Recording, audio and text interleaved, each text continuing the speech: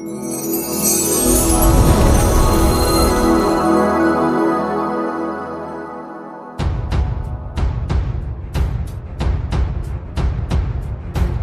Subang terbaru, apakah dia termasuk pelaku? Inikah orang dibalik alasan Yoris cabut dari PH Rohman?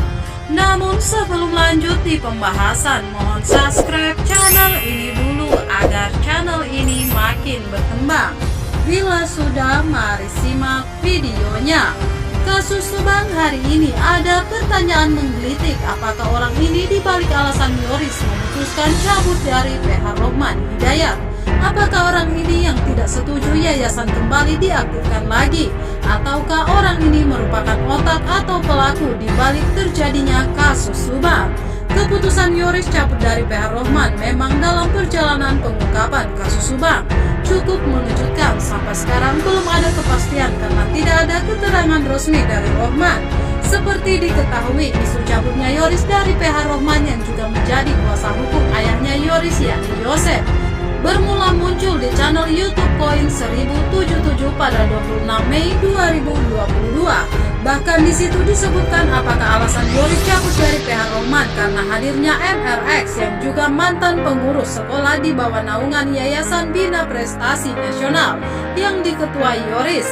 Keputusan Yoris cabut dari PH Rohman memang bukanlah yang pertama. Sebelumnya pada 24 Desember 2021 lalu juga mengambil keputusan mengejutkan. Ketika itu dia memutuskan cabut dari PH atas Larvin dan di awal tahun 2022 Yoris mengumumkan bergabung dengan PH Rohman. Keputusan Yoris bergabung dengan Yosef cukup mengejutkan publik mengingat sejak di awal kasus Yosef dan Yoris berseberangan. Bahkan keduanya terlibat saling serang satu sama lain. Menurut Rohman, sejak awal kasus Subang dirinya memang sudah menyiapkan 3 surat kuasa hukum untuk menghadapi kasus Subang tersebut, yakni untuk Yosef, Mimin, dan Yoris. Sejak awal kasus Subang memang saya sudah menyiapkan 3 surat kuasa hukum buat Pak Yosef, Ibu Mimin, dan Yoris, yaitu pada 23 Agustus 2021, tutur Rohman. Namun kemudian Yoris tidak bergabung karena menurut Rohman karena ada pihak yang tidak ingin Yosef dan Yoris bersatu.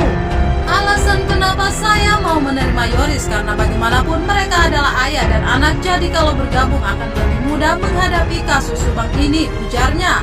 Karena ada pihak-pihak yang tidak bertanggung jawab, akhirnya terjadi polemik, terjadi pro kontra. Mungkin juga Yoris sadar kalau bergabung di sana mungkin kondisinya juga tidak baik. Mungkin terseret-seret juga dengan permasalahan yang ada di sana. Akhirnya Yoris memutuskan untuk gabung dengan ayahnya, Papa Rohman. Pernyataan Rohman kemudian menggelitik pemerhati kasus Subang yakni Mbak Suci. Di channel YouTube Misteri Mbak Suci berjudul "Inikah orang yang jadi penyebab Kang Yoris keluar dari PH Pak Rohman?" yang tayang pada 9 Juni 2022. Dia membahasnya. Menurut Mbak Suci, siapakah orang atau pihak yang tidak bertanggung jawab yang tidak menginginkan Yosef dan Yoris bersatu seperti yang dikemukakan Rohman? Apakah orang ini pula dibalik alasan Yoris kembali memutuskan untuk cabut dari PH Rohman? Dengan bersatunya Yosef dengan Yoris menurut Rohman akan mempermudah kasus Subang terungkap. Tapi sekarang berpisah lagi, apakah kasus Subang ini akan sulit terungkap? Gimana nasib kasus ini? Kita tidak tahu, mudah-mudahan tetap cepat terungkap dan polisi diberikan titik terang, tuturnya. Yang jadi pertanyaan Mbak Suci selanjutnya adalah, apakah tidak ada keinginan Rohman untuk memberikan klarifikasi soal keputusan Yoris cabut? Sebab pernyataan Yoris cabut dari PH Rohman tetap saja dinilai tidak resmi karena tidak ada ataupun ada keterangan resmi dari Rohman hingga hari ini. Bagaimana tanggapan kalian?